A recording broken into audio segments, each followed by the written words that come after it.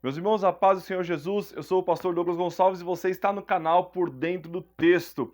E no review de hoje eu quero mostrar uma obra que eu tenho um carinho muito especial e você que é amante de teologia do Novo Testamento, teologia bíblica, eu tenho certeza que se você não conhece essa obra ainda, à medida em que você passar a conhecer, você vai gostar demais também dela. Eu estou falando da teologia do Novo Testamento de Udo Schnelli. É uma obra que vem já na parceria conhecida da editora Academia Cristã com a editora Paulus. É uma obra acadêmica, mas que não deixa de ser compreensível, né? É uma obra que vem escrita de uma maneira em que é totalmente possível compreender. Olha o tamanho desse calhamaço, é uma obra maravilhosa. E não esquecendo, se você gosta, se você é amante de literatura cristã e gosta de livros, Bíblia de estudo, enfim, literatura cristã em geral, não se esqueça de passar lá no nosso site livrariaculturabiblica.com.br. E para você que é de São Paulo capital ou da região metropolitana, nós temos agora frete grátis nas compras acima de R$ 120. Para você que é de qualquer lugar do Brasil, nas compras acima de R$ 200, você também leva frete grátis e parcela em até 6 vezes sem juros no cartão de crédito e tem 3% de desconto no boleto bancário. Mas, sem mais delongas, vamos dar uma olhadinha no que essa maravilha aqui tem para nos mostrar hoje.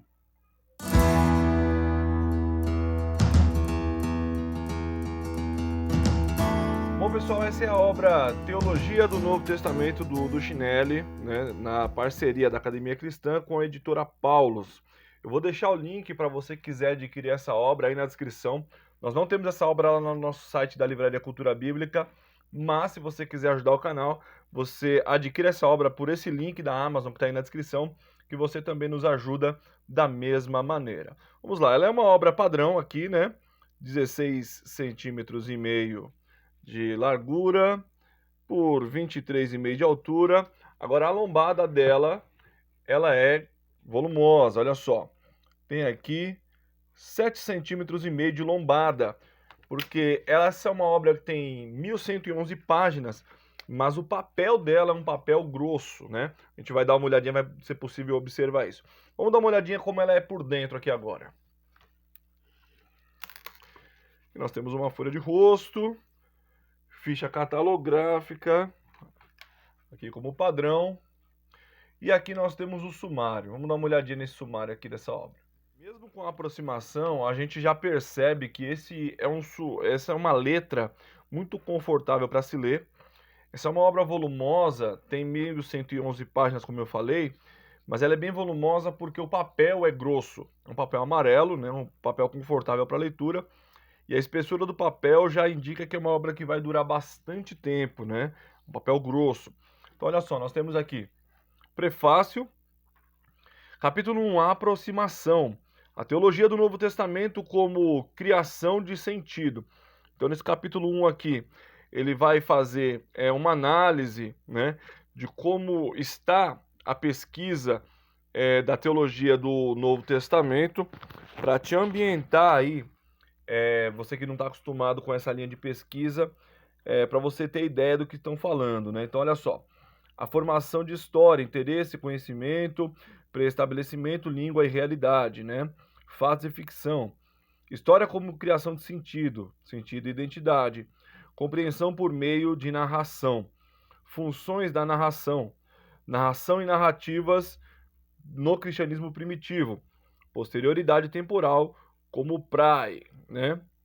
E resultado. Então, olha só, mesmo que nós desejemos ir direto para a leitura do texto, é importante, antes de fazer esse paralelo, essa ligação da teologia bíblica com o texto bíblico, passar por essa introdução aqui para a gente saber do que se trata, né? Então, olha só, capítulo 2, a estrutura, história e sentido, o fenômeno do início, o modelo da descontinuidade, o modelo da continuidade. Teologia e ciência da religião, diversidade e unidade, canonização, testemunho de diversidade e delimitação, teologia neotestamentária como criação de sentido, o conceito metodológico, a estrutura. Então, olha só, eu vou citar apenas os tópicos principais aqui do sumário, porque o sumário dessa obra ele é muito grande, porque a divisão foi muito bem feita. E se eu citar linha por linha, o vídeo vai ficar muito longo. Mas olha só, capítulo 3, Jesus de Nazaré, o Deus que está próximo. A pergunta por Jesus, né? Etapas da pesquisa. Jesus em suas interpretações, critérios da pesquisa por Jesus. 3.2, o início. João Batista. João Batista como figura histórica. 3.2.2, Jesus e João Batista. 3.3, o ponto de partida, a vinda do Deus Uno em seu reino. 3.3.1, o Deus Uno no anúncio de Jesus. 3.3.2, a nova imagem de Deus. 3.4, o centro, a proclamação do reino de Deus. 3.4.1, pressupostos histórico-religiosos e políticos. 3.4.2, as perspectivas temporais do reino de Deus. Falar de João Batista, o futuro do reino de Deus, o futuro reino de Deus, o reino de Deus presente, né? E por aí vai. 3.4.3, o reino de Deus em parábolas. O reino de Deus e as pessoas perdidas. O reino de Deus e as comunhões de mesa. Seguindo aqui. O reino de Deus como a nova realidade de Deus. Ética no horizonte do reino de Deus. Criação, escatologia e ética. 3.5.2. Os radicalismos éticos de Jesus. 3.5.3, a exigência do amor como centro da ética de Jesus. Jesus como curador, as forças maravilhosas de Deus, o ambiente histórico-cultural, isso é importante, a diversidade da atuação curadora de Jesus, Jesus de Nazaré como curador, o juízo iminente, nada fica sem consequências, Jesus como representante do juízo de Deus, Jesus e a lei, a vontade para o bem. Teologias da lei no judaísmo antigo. Posicionamento de Jesus em relação à Torá. Jesus, Israel e os gentios. Fala o círculo dos 12, Israel e os gentios. A autocompreensão de Jesus, mais do que um profeta. Jesus como profeta escatológico. Jesus como filho do homem. Jesus como Messias, o destino de Jesus em Jerusalém, fim e início. Prisão, processo e crucificação. Ele tem aqui um momento específico para falar da purificação do templo, prisão, interrogatório, o processo de crucificação. Continuando aqui agora, vamos lá. A compreensão que Jesus tinha de sua morte, a primeira transformação, a formação da cristologia, a pretensão pré-pascal de Jesus, as aparições do ressuscitado, experiências do Espírito, a leitura cristológica das Escrituras, contexto histórico religiosos, a linguagem e forma da cristologia primitiva, mitos, títulos, fórmulas e tradições, né? Então é interessante aqui para ver o ambiente ali da igreja primitiva, como eles liam alguns textos. Capítulo 5. A segunda transformação, os inícios da missão livre. Os helenistas, Antioquia, a posição de Paulo. Paulo, missionário e pensador no capítulo 6. Teologia, Deus Criador, único e verdadeiro, o Pai de Jesus Cristo, a intermediação. A atuação de Deus em sua eleição e rejeição. A revelação de Deus no Evangelho. A nova imagem de Deus. Cristologia, transformação e participação. Vou falar aqui do hino de Filemon como história modelar, né? O hino Filipenses, perdão, hino de Filipenses. Cruz e ressurreição. A realidade da ressurreição para Paulo. Entender a ressurreição. Ressurreição como um evento transcendental. Aparição perto de Damasco. A cruz. Salvação e libertação por Jesus Cristo. A morte vicária de Jesus Cristo por nós. Expiação, reconciliação, justiça. O ambiente histórico-cultural. A gênese da doutrina paulina da justificação. A justiça de Deus. Especialmente para quem quiser estudar Romanos, isso é muito importante. O conteúdo teológico da doutrina da justificação. Pneumatologia. O espírito e a estrutura do pensamento paulino. Os dons do Espírito. Pai, Filho e Espírito. Soteriologia. A nova existência com Cristo e em Cristo. Com Cristo em Cristo. Separação aqui para facilitar o estudo. Graça e salvação. Antropologia. Corpo e a carne. O pecador e a morte. E aqui também um estudo sobre a lei. Pressuposto histórico-cultural, análise diacrônica e análise sincrônica, a solução. Olha só, gente, é um material muito interessante, muito completo. A fé, a liberdade, outros termos antropológicos, antropologia autônoma e heterônoma, ética, participação e correspondência, o novo agir, eclesiologia, estruturas e tarefas. Então, a comunidade como espaço livre do pecado, escatologia, participar do ressuscitado, os eventos escatológicos, o juízo, Israel, morte em nova vida. Capítulo 7, a terceira transformação, redação de evangelhos como resolução inovadora de uma crise. A morte das figuras fundadoras, Pedro e Paulo e Tiago, o atraso da parúzia, a destruição do templo e da comunidade primitiva, a ascensão dos flavianos, a redação de evangelhos como resolução inovadora de uma crise. Então, é muito interessante. Capítulo 8. Fonte dos ditos. Os evangelhos sinóticos e os atos dos apóstolos, sentido por meio de narração.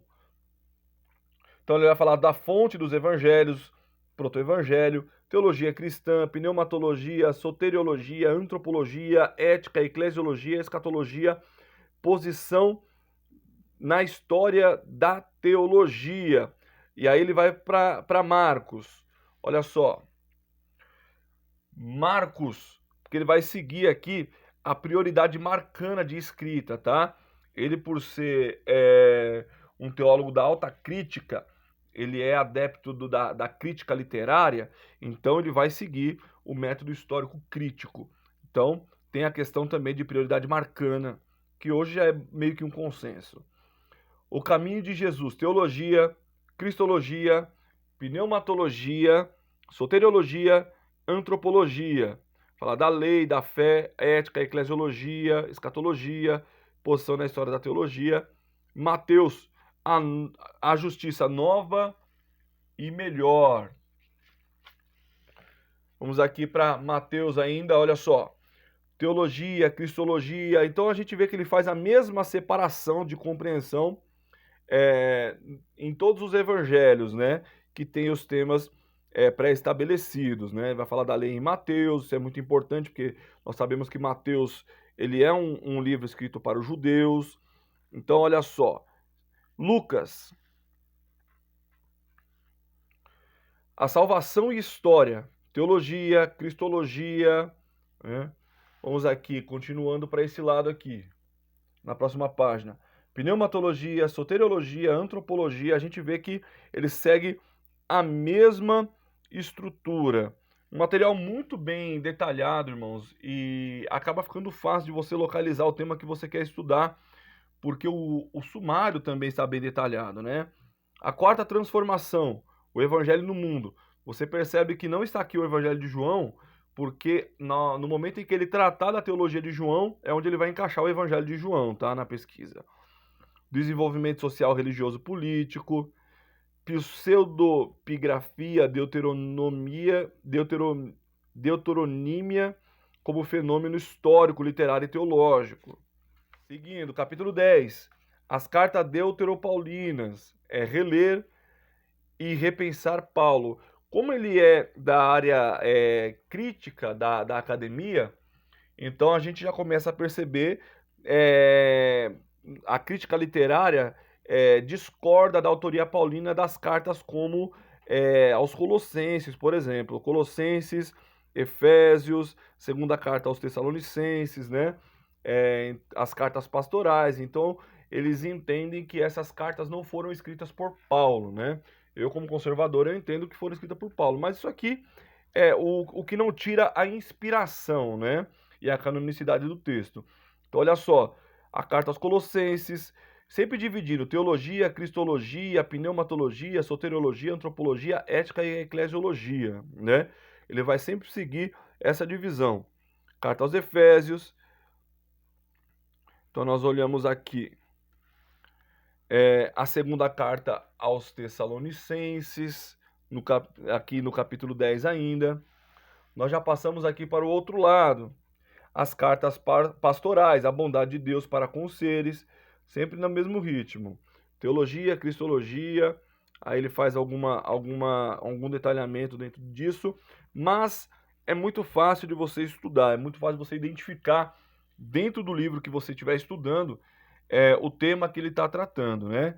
As cartas eclesiásticas, vozes num tempo ameaçado. A primeira carta de Pedro, comprovação por meio do sofrimento, né? A carta de Tiago, agir e ser. A carta aos Hebreus, assim fala Deus, né? Que nós temos toda essa divisão. E aqui que eu falei anteriormente, olha só. A teologia joanina, a introdução ao cristianismo. Teologia, Deus como Pai, atuação de Deus no Filho. Conhecer a Deus, as obras do Pai no Filho, Deus como luz, amor e espírito, cristologia, pré-existência e encarnação, que a gente vai dar uma olhadinha nisso também, o envio do Filho, as palavras de eu sou, títulos cristológicos, Logos, Filho de Deus, Cristo, Rei de Israel, Rei dos Judeus, Kyrios, né, que tem uma ligação de confronto político muito grande, né? O Filho do Homem, Salvador do mundo, Santo de Deus, Cordeiro de Deus e por aí vai. Teologia da cruz, a perspectiva da cruz na composição do Evangelho, interpretações conceituais do Evangelho da cruz, cruz e ressurreição, a unidade da cristologia joanina, pneumatologia, Jesus Cristo e os crentes como portadores do Espírito, o dom do Espírito no batismo, Espírito Santo como paráclito. Então, olha só, é uma obra que vale demais a pena, né? Então, toda essa divisão, soteriologia aqui ainda, em João, antropologia, ética, eclesiologia, escatologia. Então, você percebe que é uma obra extensa, com uma variedade de temas muito grande. O Apocalipse de João, ver e entender, seguindo a mesma estrutura, a teologia, a cristologia, a pneumatologia, a antropologia e por aí vai. Agora vamos ler um trecho dessa obra propriamente dita. Olha só. O reino de Deus presente. Um traço singular no anúncio de Jesus consiste no fato de que, para ele, o reino de Deus, que vem e que está próximo, já está presente. No entanto, ele não se refere à presença geral de Deus no templo, mas à presença já antecipada do futuro. A definição concreta dessa presença mostra novamente o efeito de desfamiliarização que é típico de Jesus. Então, para você que já está acostumado com essa linguagem do já, mas ainda não, né? Nas bem-aventuranças originais, Jesus promete o reino de Deus às pessoas que precisam entender a si mesmas como excluídas. Bem-aventurados vós, os pobres, porque vosso é o reino de Deus.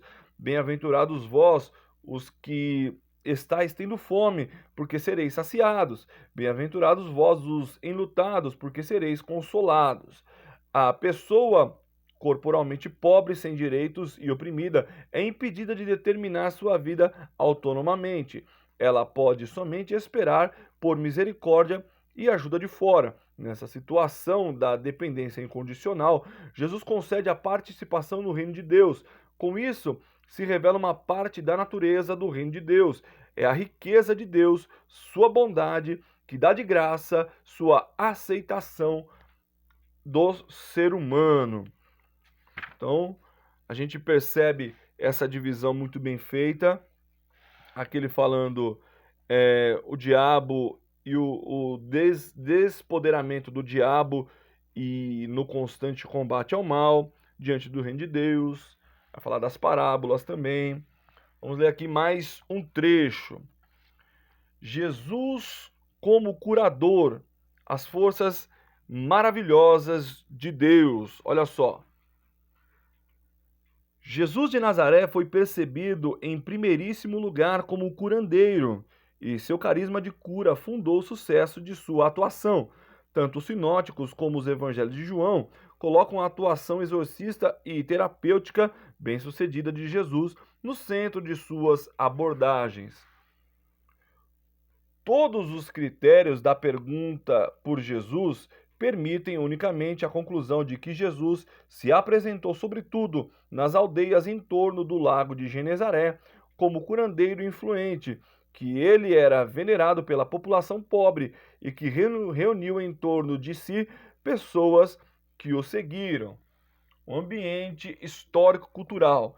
Na antiguidade, e não só nela, curandeiros são um fenômeno histórico-cultural geral. A atuação de Jesus ocorre no contexto que milagreiros judaicos e helenísticos, nos contextos de Qumran, encontraram-se no contexto de uma doutrina bem elaborada de espíritos, claras referências a práticas mágico-farmacológicas e ritos de conjuração para o combate aos demônios. Como os textos encontrados em Qumran que indicam a expulsão de demônios e se comprovam segundo a sua origem, majoritariamente como não essênios, as práticas de cura neles implicadas são representativos para outros segmentos do judaísmo contemporâneo, para além da comunidade de Qumran. Na tradição rabínico primitiva, Shoni, o traçador de círculos, e Rabi Shaniba ben Dossa são de importância especial. Shoni realizou milagres de chuva ao traçar círculos mágicos e é mencionado tanto na tradição rabínica como em Joséfo, né, antiguidades judaicas. Shanina ben Dossa apresentou-se assim como Jesus no século I na Galileia. Parece que atuou principalmente como curador, que curou especialmente pela oração, mas não lhe são atribuídos também numerosos outros milagres. As curas à distância, poder sobre demônio. Além disso, o Tratado de Abbot da Mishnah transmite 3 ditos de Shanina ben Dossa, que o apresentam como as warm-hearted lover of men a true chesed, né? Um cordial amante dos seres humanos, um verdadeiro shazid, piedoso. Provavelmente é mais do que uma coincidência que os 2 milagreiros judaicos mais importantes do século I atuassem na Galileia. Aparentemente, as características climáticas e culturais desse país favoreciam os eventos extraordinários que se deram em suas fronteiras. Como um fenômeno autônomo, devem se avaliar aqueles profetas judaicos do século I depois de Cristo que operavam sinais. Então é muito legal que ele vai também te dar um pano de fundo aqui histórico de outras fontes também, para você entender qual era o ambiente que Jesus estava operando, trabalhando, né, fazendo sinais. O posicionamento de Jesus em relação à Torá. Qual é o lugar em que Jesus de Nazaré se insere nesta multiplicidade da teologia judaica, da lei? Vamos dar uma olhadinha aqui na página seguinte. Um texto central para responder esta pergunta são as antíteses do Sermão da Montanha, conforme acima, capítulo 3.5.2. Em sua forma aqui atestada, as formulações antitéticas são novas no âmbito do judaísmo antigo. Não há paralelos exatos. O problema teológico decisivo é quem ou o que é interpretado, criticado por meio dessa forma discursiva. A forma passiva, foi dito, deve ser uma referência à palavra de Deus nas Escrituras. Portanto, as fórmulas das antíteses contrapõem a palavra de Jesus à própria Bíblia. Com isto, Jesus mesmo se encontra dentro da interpretação não concluída da Torá no judaísmo, tanto mais que as antíteses, salvo o mandamento absoluto do amor aos inimigos, não formulam nada que não tivessem também paralelos maiores ou menores no judaísmo. O decisivo, porém, é a pretensão que se expressa no eu, porém, vos digo. Jesus não deriva de sua autoridade das Escrituras, mas ela reside naquilo que ele diz. A Bíblia não é interpretada pelas antíteses, mas relida e superada. Essa pretensão torna-se compreensível somente contra o pano de fundo da mensagem jesuânica do Reino de Deus. Com a vinda do Reino de Deus, prevalece uma nova realidade. Com a vinda do Reino de Deus, proclama-se a vontade de Deus, mais uma vez de modo novo, decisivo e radical. Jesus formula por autoridade própria.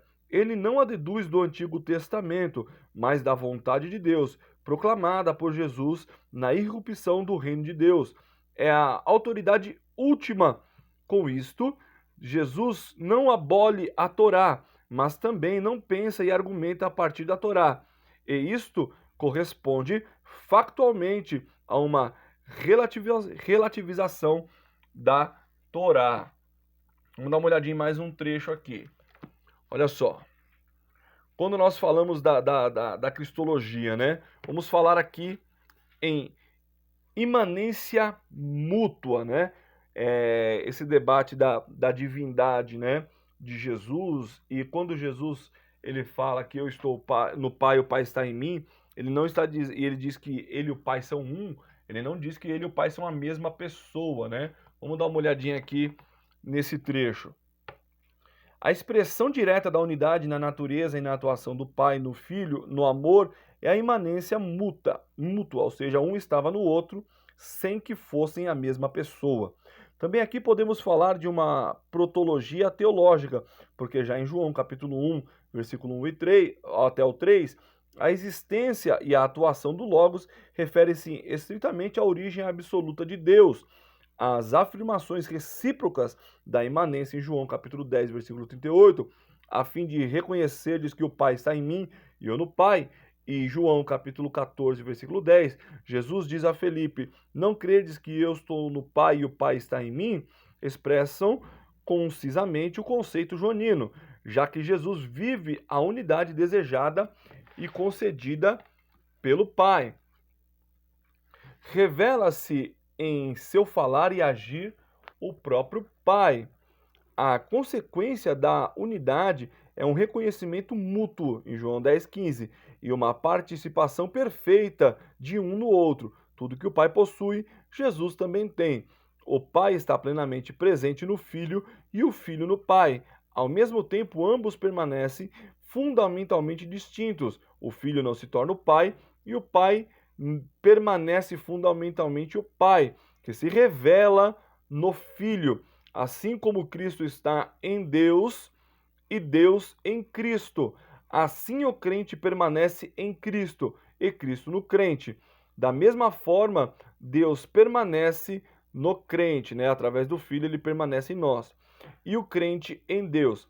Nesse contexto, a união do cristão com Deus ou com Jesus Cristo aparece como uma extensão da comunhão entre o Pai e o Filho, a fim de que todos eles sejam um. Como tu, Pai, estás em mim e eu em ti, assim eles também devem estar em nós, para que o mundo creia que tu me enviaste.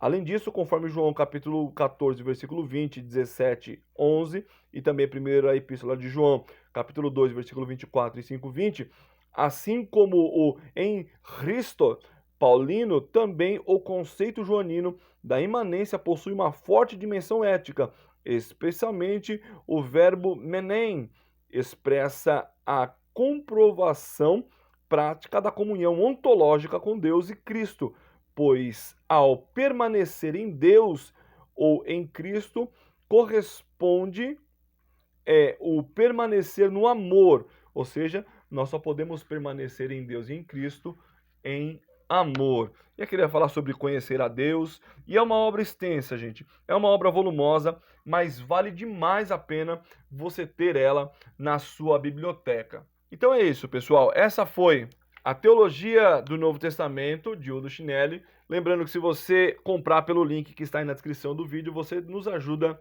demais. Se você gostou desse vídeo, não esqueça de deixar aí o teu like e visitar também lá o nosso site, livrariaculturabiblica.com.br. Bom, pessoal, espero que vocês tenham gostado do vídeo de hoje. Se você ainda não é inscrito no canal, não esqueça de clicar aqui embaixo no botão inscrever-se. Deixa o teu like aí, porque à medida em que você deixa o teu like, o YouTube recomenda esse vídeo para mais pessoas. Comenta aqui embaixo o que você achou desse vídeo, se você gostou, e compartilha nas suas mídias sociais. Ajude esse canal a crescer, porque isso também nos ajuda demais. Valeu, pessoal, muito obrigado e até a próxima, se Deus quiser.